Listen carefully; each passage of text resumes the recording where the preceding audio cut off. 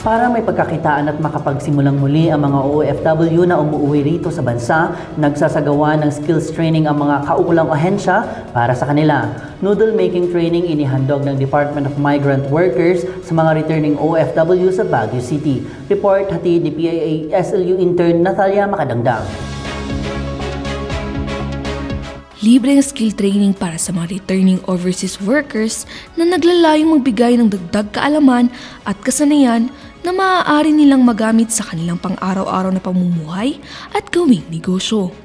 Layunin nitong makapagbigay ng kaalaman, makatulong sa pagbuo ng dagdag na pagkakakitaan at maging handa ang mga kalahok sa anumang oportunidad sa ating bansa. Isa sa mga skill training na inihanda ng Department of Migrant Workers para sa mga overseas Filipino worker ay ang noodle making.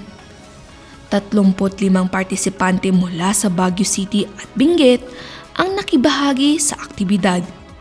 Alok ng training ang kaalaman at kasanayan na maaari nilang siyasatin at pagyamanin. Maaari rin nila itong gamitin sa pagsisimula ng kanilang negosyo. Well, yung activity na to ay part dun sa KKK program na pinapatupad ngayon ng Department of Migrant Workers, particularly on the kaalaman and kabuhayan side. Yung mga returning OFWs po natin, ang intention ay dito na sila sa Pilipinas magstay at hindi na babalik ng ibang bansa para manindihan pa. So, ang program is to afford them opportunities to explore livelihood possibilities. So, bukod dun sa pagbibigay sa kanila ng ayuda, ng financial assistance and amounts, nagkakandak tayo ng mga ganitong programa para maturuan sila at ma-enrich yung capabilities and skill set nila at makapag-desisyon kung ano yung negosyong pwede nilang i-explore at pwede nilang itayo. Katuwang ng DMW sa programang ito ang TESDA, na naglalayong makapagbigay ng technical education at skills development para sa mga Pilipino.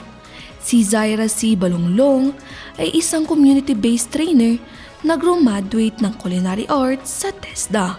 Since mostly sa livelihood, ang gusto ko lang na, ang pinaka tinuturo ko kasi is the basic ingredients. So, since pang business siya, parang pinaka gusto ko na gawin nila is i-innovate nila yung produkto at i-maintain nila yung quality. Huwag nilang i-compromise yung quality o para lang sumabay sa mga commercial products.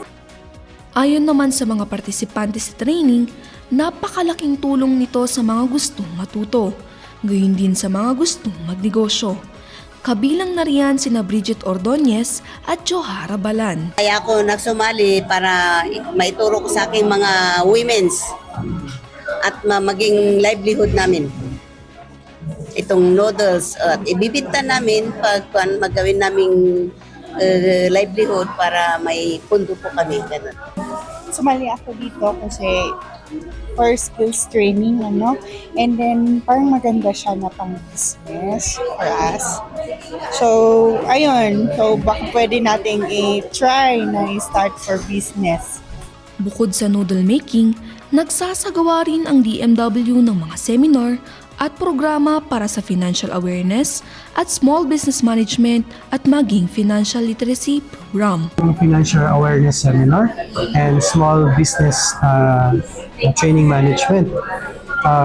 Iniimbitahan namin dito yung mga experts ng BPI para magbahagi kung paano yung gumawa ng simple bookmaking, kumbaga. And then partner rin doon yung financial literacy programs para kung sakaling sa mga pagkakataon na nakatanggap sila ng financial assistance, yun nga, magagamit nila ito ang tama at hindi siya mauubos ng ganun-ganun lang, kumbaga. Kasi ang intention nga natin dito ay yung sustainability. When you give money, when you give amounts, and that amount will eventually run dry, diba? Run out.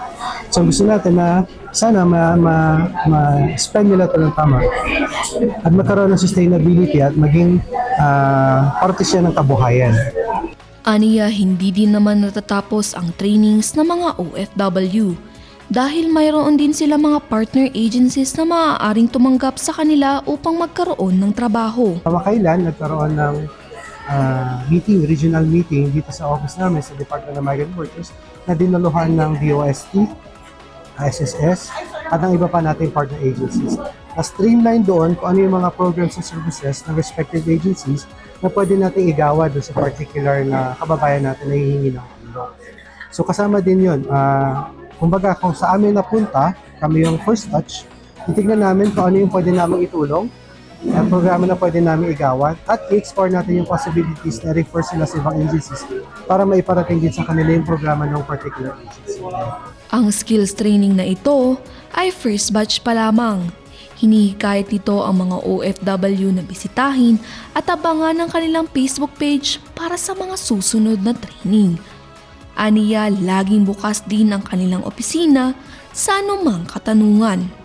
PIA SLU intern Natalia Makadangdang para sa PIA News, Cordillera.